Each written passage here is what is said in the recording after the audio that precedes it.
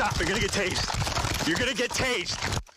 You are watching an officer tase a man, the first man to be arrested by Metro Police for camping at a local park. Our Steve Mailing first obtained that body cam video. And it reveals just how far the law has gone to ban camping on state and city property.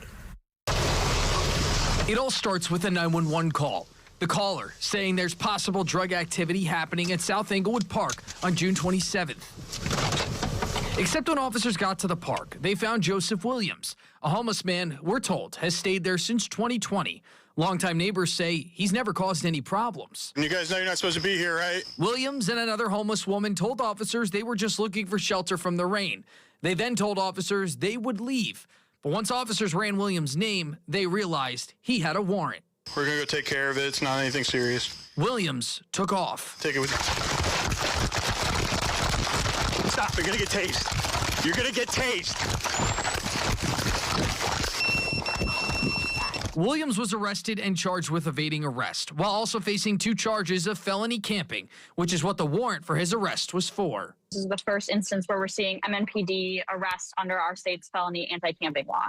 India Pungarcher with Open Table Nashville says since the law took effect in 2022, every arrest her group has tracked has been downtown. Williams is the first person Metro Police have charged with felony camping under that law. Metro Police say that's because officers try to find other options before making an arrest in these cases. What we're most concerned is that there are local players that aren't standing up and that are, continuing to turn to criminalization as our city's response to homelessness. Williams spent 9 days in jail, pled guilty to the misdemeanor evading arrest charge. The felony camping charges were dropped. India says even a misdemeanor on his record could set him back on getting permanent housing.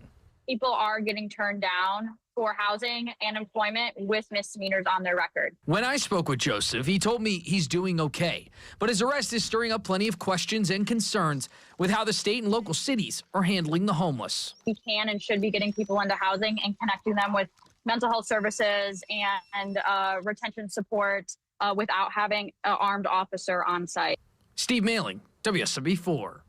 We reached out to Metro Police, and they say since this arrest, they have changed their protocol, which now calls for supervisors to be called to the scene before an arrest is made in cases of unauthorized camping.